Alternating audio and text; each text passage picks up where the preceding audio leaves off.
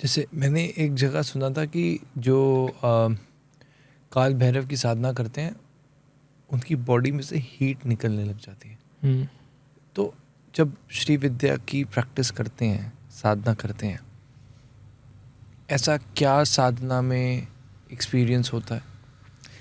Heat निकल जाती है, हीट निकलने लगती है, ये इन एवरी साधना लगभग होता ही है। जो भी तपस्या का मार्ग है, तपस्या का मतलब ही होता है to generate heat in the body. तो जो कुंडलिनी का मार्ग कई है, लोग कहते हैं ना पसीना भी आने लग जाता है, राइट, हीट इतनी ज़्यादा हो जाती है कि उनको हिमालय जाना पड़ जाता है। सच है? ये सच है।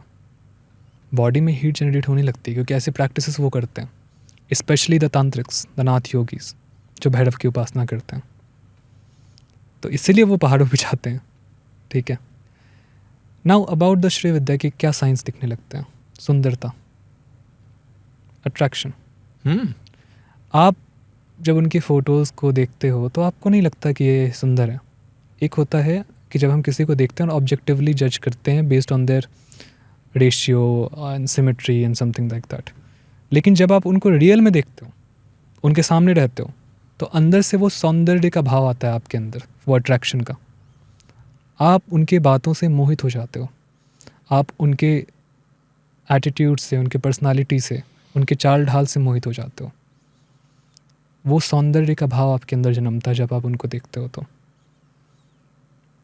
इनफैक्ट इन द सौंदर्य लहरी, शंकराचार्य लिखते हैं, इस तरह से डिस्क्राइब करते हैं कि जो आज सुनने में बहुत अभद्र लग सकता है, कि जिस व्यक्ति पे देवी का एक ग्लैंस पड़ जाता है, उनका एक नज़र पड़ जाता है, उस व्यक्ति में इतनी सुंदरता आ जाती है कि जो स्त्रियां हैं या जो अपोजिट जेंडर है वो उनके लिए पागल हो जाता है, कि वो उनके पीछे भागता है और उनका कपड़ा खुल रहा है, कपड़ा नीचे गिर रहा है, उनको पता भी नहीं चलता। इस पोइटिक वे में डिस्क्राइब किया गया है इसको, but that's the attraction of it, Shri Vidya. क्योंकि उनकी प्रॉपर साधना ऐसी ही होती है। She is not life denying philosophy, living. हाँ, राइट। श्री विद्या सुंदर है, वो त्रिपुर सुंदरी है। एस्थेटिक्स वहाँ बहुत मैटर करता है। Aesthetics is not just plain aesthetics. रसवाद का कॉन्सेप्ट है तंत्रों में। इट्स अ प्रॉपर फिलॉसफी कि आप के अंदर वो सौंदर्य रस आए, आप सुंदर बने। ठीक है। एंड और क्या क्या चेंजेस आते हैं? जैसे सौंदर्य का आता है, जो श्री विद्या की प्रैक्टिस करता है वो अट्रैक्टिव बनता है, राइट। और जो इस साधना को प्रैक्टिस करता है क्या चेंजेस देखने को मिलते हैं? यही मैं अभी बता रहा था ना, it's not a life denying philosophy. तो वो व्यक्ति भोग और योग दोनों को प्राप्त होता है। व्हेन आई से भोग और योग दोनों को, यानी स्पिरिचुअल लिबरेशन तो है, but at the same time वो लाइफ को एंजॉय करता है, लाइफ को डिनाई नहीं करता, लाइफ के किसी भी एस्पेक्ट से वंचित नहीं रहता। वो लाइफ को पूरी तरह भोग के मुक्ति को चखता है, क्योंकि वो देवी जो हैं वो दोनों को एम्बॉडी करती है, लाइफ के इन दोनों एस्पेक्ट्स को, which is pleasure and liberation, monetary value and धर्म, काम, अर्थ, धर्म और मोक्ष, इन चारों को वो एम्बॉडी करती है।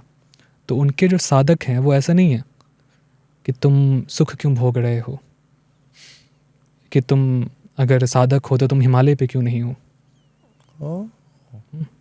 कि तुम, आप देखना, इनफैक्ट ये थोड़ा अजीब लगेगा सुनने में, but it's a very basic generalisation जो मैंने किसी से सुना था। इनफैक्ट ये मेरा अपना ओपिनियन नहीं है, कि जो श्री विद्या के उपासक हैं उनके घर में सोना बहुत होता है।